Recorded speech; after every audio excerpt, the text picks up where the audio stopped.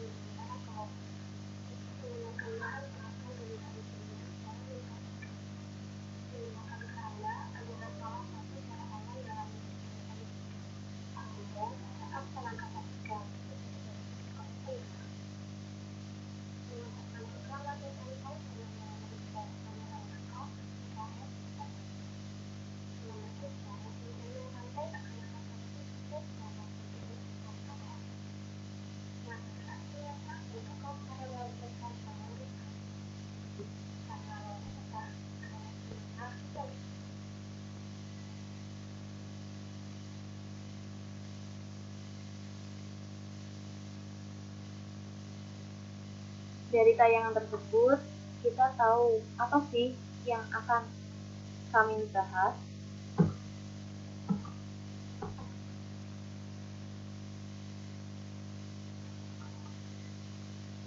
Tema yang akan kami bahas yaitu ekosistem laut dengan judul yang telah kami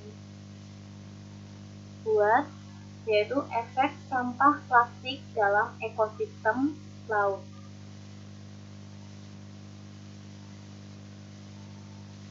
Lanjut.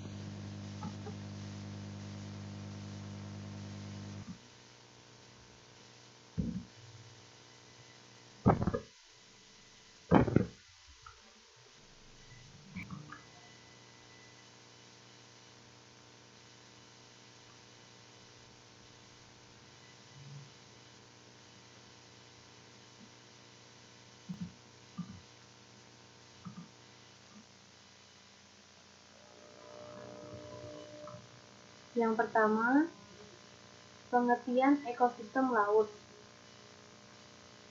Yang kedua, ada jenis-jenis ekosistem laut.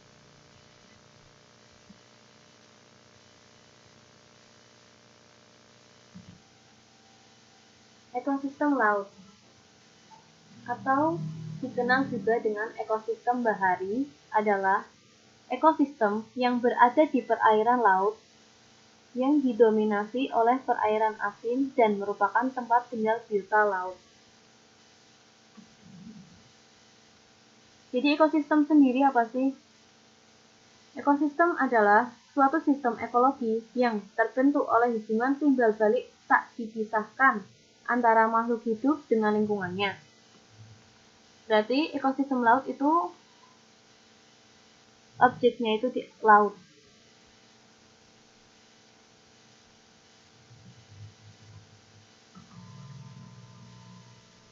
Kemudian yang kedua ada jenis-jenis ekosistem laut. Yang pertama, ekosistem laut dalam. Ekosistem ini tidak dapat ditembus cahaya matahari. Organisme yang hidup di ekosistem ini adalah predator dan ikan yang dapat memancarkan cahayanya sendiri. Ikan predator itu berarti ikan yang lebih besar memakan ikan-ikan yang lebih kecil.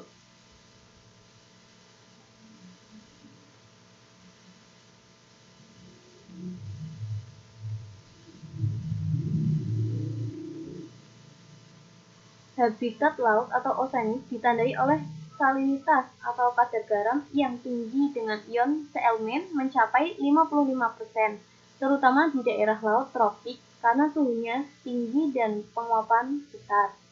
Di daerah tropik, suhu laut sekitar 25 derajat Celcius.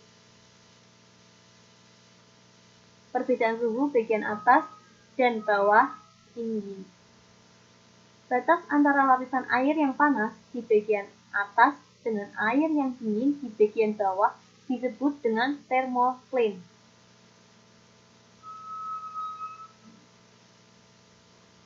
Kemudian yang kedua ada ekosistem terumbu karang. Ekosistem ini terdapat di laut dangkal yang jernih. Organisme yang hidup di ekosistem ini antara lain terumbu karang, hewan faun, moluska, binang laut, ikan, dan juga ganggang. Itu merupakan hewan-hewan yang menghuni dalam ekosistem terumbu karang.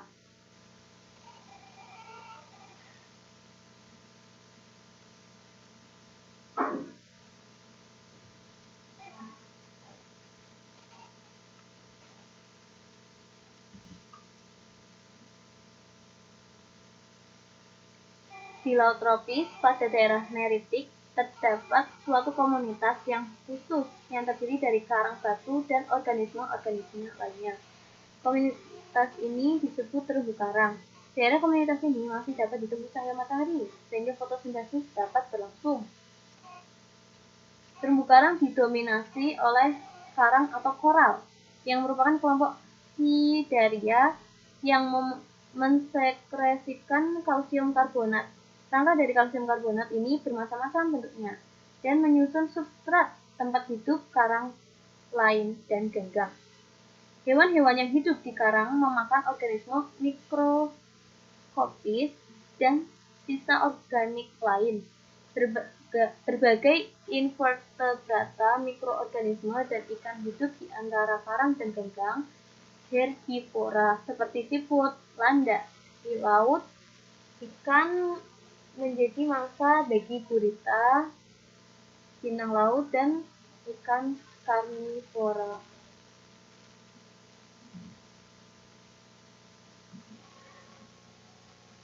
Yang ketiga ada ekosistem estuari.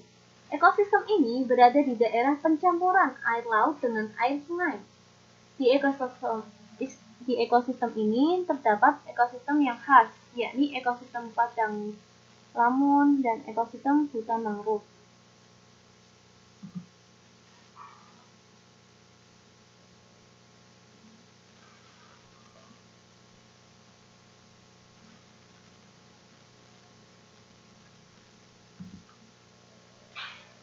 Estuari atau muara merupakan tempat bersatunya sungai dengan laut. Estuari sering dipagari oleh lempengan lumpur intertidal yang luas atau rawa garam. Salinitas air berubah secara bertahap mulai dari daerah air tawar ke laut. Salinitas ini juga dipengaruhi oleh siklus harian dengan pasang surut airnya. Nutrien dari sungai memperkaya estuari.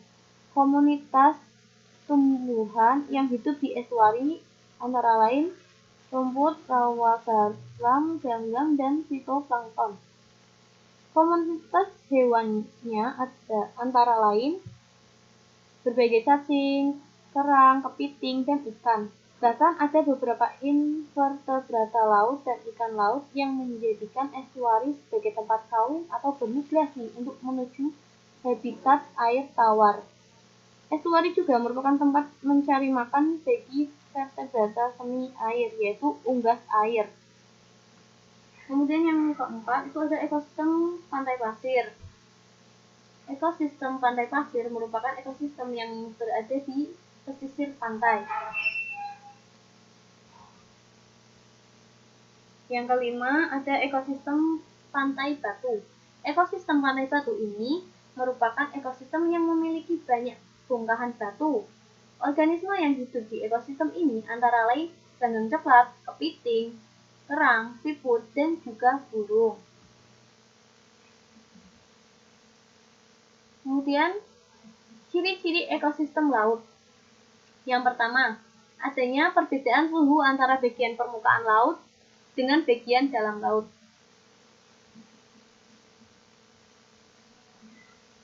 Pada bagian dalam laut, tadi suhunya 25 derajat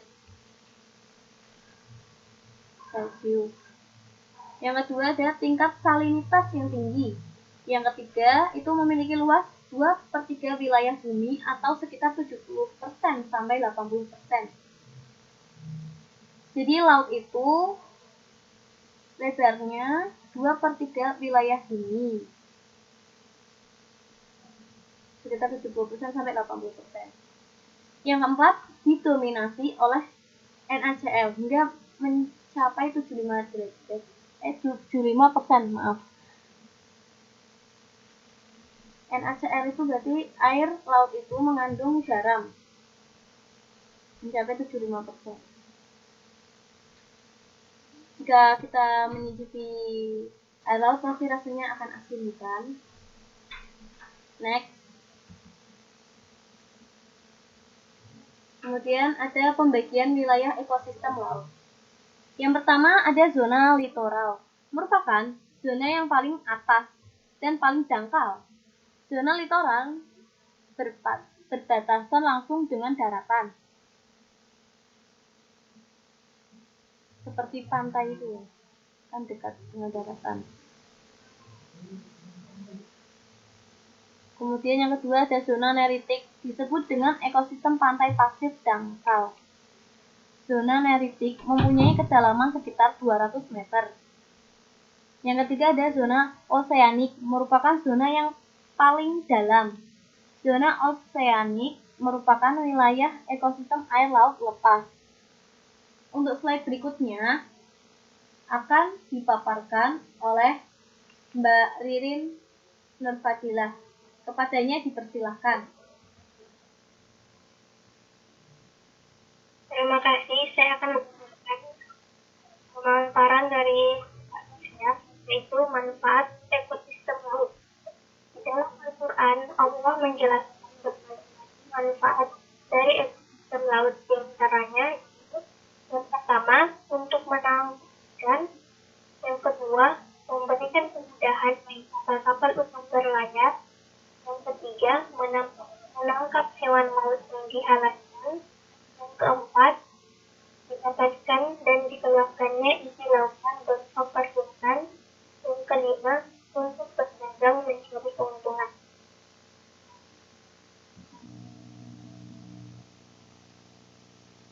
Kemudian baiknya kita melihat tayangan berikut ini.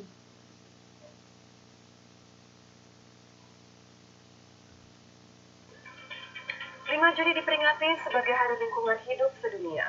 Ironis, kondisi laut Indonesia kini berada dalam situasi kurang beruntung. Beberapa titik sudah jadi tempat pembuangan sampah.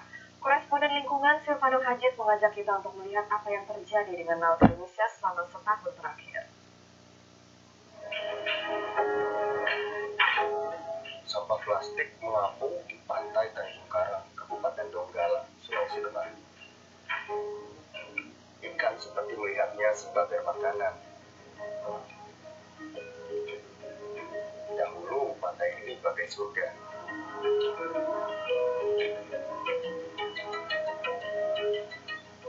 Atau bawang yang kelaparan mencari makan di antara sampah yang tersangkut di bibir sungai menuju laut Jakarta. Sampah-sampah ini terbawa aliran sungai mulai dari hulu. Padang Lampung, habitat ikan untuk regenerasi. Di sebagian perairan dangkal Kepulauan Seribu sudah dijajah sampah. Meskipun bagian lain masih dalam status baik. Bahkan, sampah sudah mengendap di kedalaman 10 meter. Apakah sampah-sampah ini pantas hidup berdampingan dengan terumbu karang yang sedang sekarat?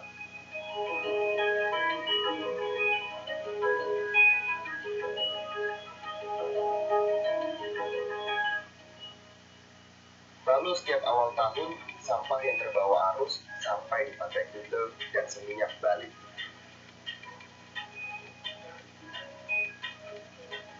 Atau Taman Nasional Komodo yang mulai terusik sampah. Dahulu pantai ini tempat berjemur komodo, namun sekarang mereka enggan datang kemari.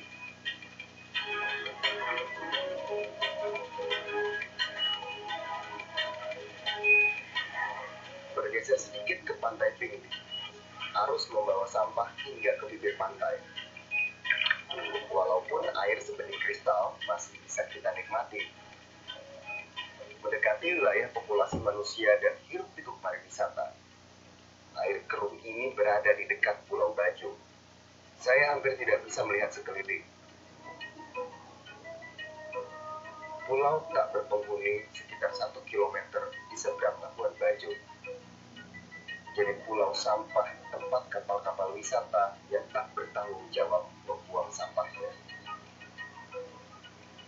Hingga seekor monyet minum sisa air dari botol plastik bekas.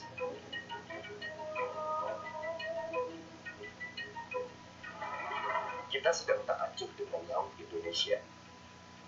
Padahal data terbaru memperlihatkan perilaku itu menyebabkan hampir seluruh perairan di Indonesia terkontaminasi mikroplastik. partikel berukuran mikron yang tak kasat mata dan dengan mudahnya termakan ikan, lalu masuk ke rangkaian makanan. Silvano Hajid, CNN Indonesia.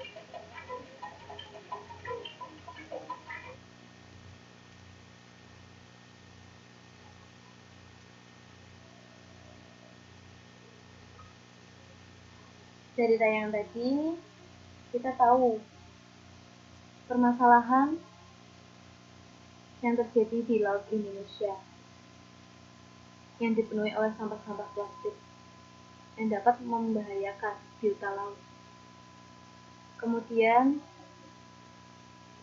materi akan kembali dipaparkan oleh Mbak Ririn, kepadanya dipersilahkan.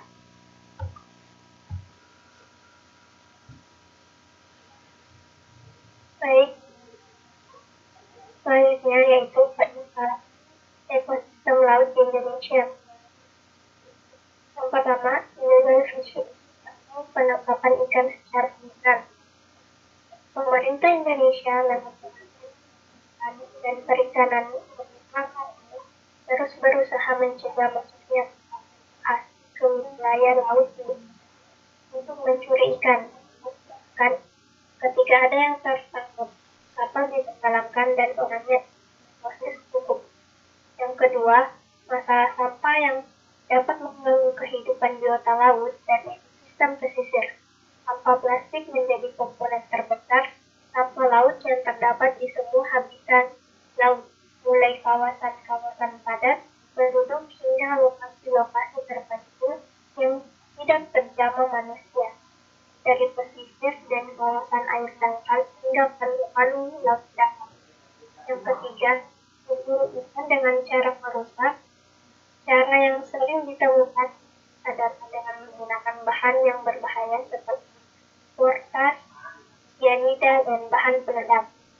Yang keempat, pemburuan hiu diambil jenis dan kemudian yang sudah dilarang oleh pemerintah. Kondisi ini menjadikan Indonesia sebagai eksportir hiu terbesar di dunia.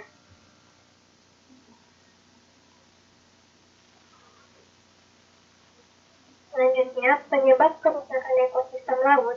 Yang pertama, kerusakan terumbu karang. Yang kedua, membuang sampah ke laut dan pantai. Yang ketiga, penggunaan pupuk tidak buatan pada lahan pertanian. Yang keempat, boros menggunakan air. Yang kelima, membuang jangkau di pesisir pantai. Yang keenam, penambahan pasir atau bebatuan di laut dan pembangunan pemukiman di pesisir pantai.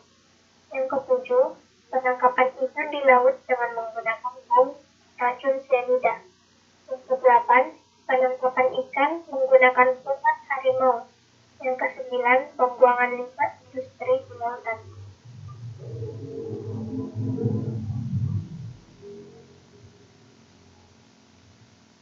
Adapun bahaya sampah plastik di ekosistem laut. Yang pertama, mengganggu pencernaan dan meracuni hewan sekitar. Yang kedua, dapat melukai hewan laut. Yang ketiga, mengganggu mangrove dan terumbu karang. Yang keempat, berdampak kepada kehidupan manusia terutama bagi kesehatan, yaitu bahaya racun yang bisa masuk ke dalam tubuh melalui air yang digunakan dan juga makanan hasil laut yang biasa dikonsumsi. Yang kelima, menyebabkan hilangnya keragaman hayati ekosistem pesisir.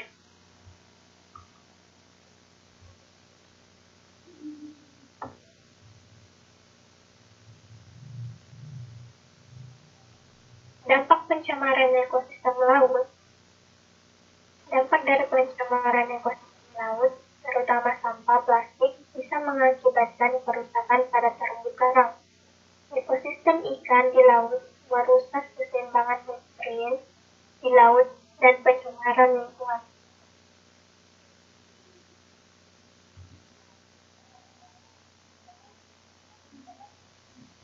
Baik, kemudian selanjutnya akan dipaparkan oleh Mbak Nadia Aulalia, kepadanya dipersilahkan. Baik, saya akan Dan berdasarkan data dari Kementerian Lingkungan Hidup dan Kehutanan, total sampah di Indonesia tahun 2019 akan mencapai 68 juta ton. Dan sampah plastik diperkirakan akan mencapai 9,52 juta ton.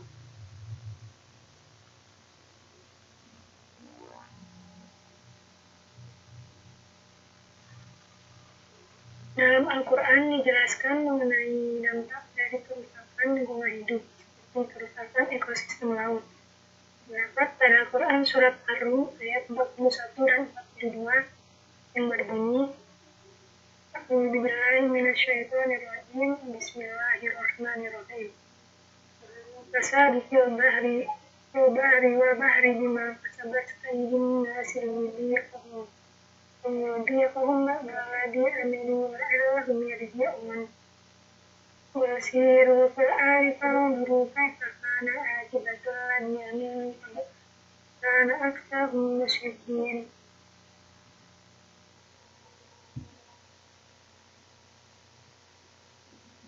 Yang artinya telah tampak kerusakan di darat dan laut disebabkan oleh perbuatan tangan manusia, supaya Allah merasakan kepada mereka sebagian dari akibat perbuatan mereka, agar mereka kembali ke jalan yang benar. Katakanlah, adakanlah perjalanan di muka bumi dan perhatikanlah bagaimana kesudahan orang-orang yang terdahulu. Kebanyakan dari mereka itu adalah orang-orang yang menyekutukan Allah. Secara khusus, kandungan surat Ar-Rum adalah Allah menginformasikan bahwasanya kerusakan yang terjadi di daratan dan lautan adalah akibat ulah tangan manusia. Kemudian ancaman ekosistem laut. Yang pertama ada pemanasan global, yang kedua pengasaman, yang ketiga polusi plastik, yang keempat polusi suara, yang kelima pariwisata, yang keenam perjalanan ekspedisi laut, yang ketujuh minyak dan gas, yang kedelapan pemburuan paus komersial, dan yang terakhir penangkapan ikan berlebih.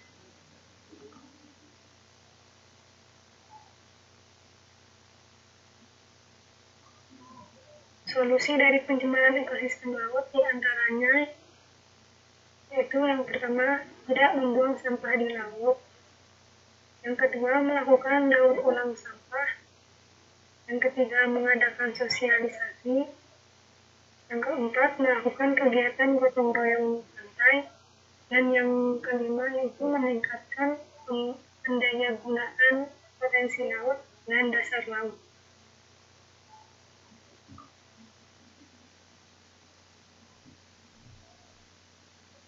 Target-targetnya yaitu mengurangi segala jenis polusi kelautan, kemudian mengelola dan melindungi ekosistem laut dan pesisir, kemudian melarang bentuk tertentu dari subsidi perikanan yang berkontribusi terhadap kapasitas berlebih,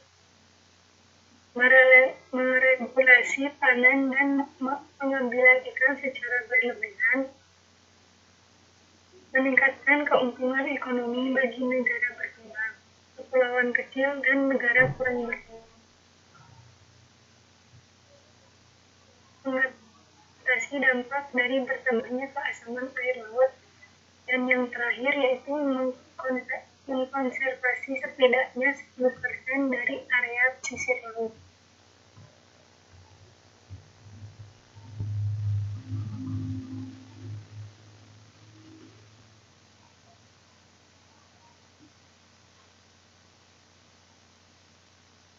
Sarannya yaitu yang pertama, melakukan seminar tentang ekosistem laut dan bahaya membuang sampah ke laut. Yang kedua, tidak membuang sampah sembarangan dan dapat mengolah sampah menjadi baru yang bernilai. Yang ketiga, adanya undang-undang yang melindungi lingkungan. Yang keempat, mewajibkan industri memiliki sistem pengolahan limbah mandiri. Yang kelima, memulai kebiasaan mematikan lampu yang tidak digunakan. Dan yang keenam adalah memastikan sampah terbebas dari zat-zat yang berbahaya sebelum dibuang.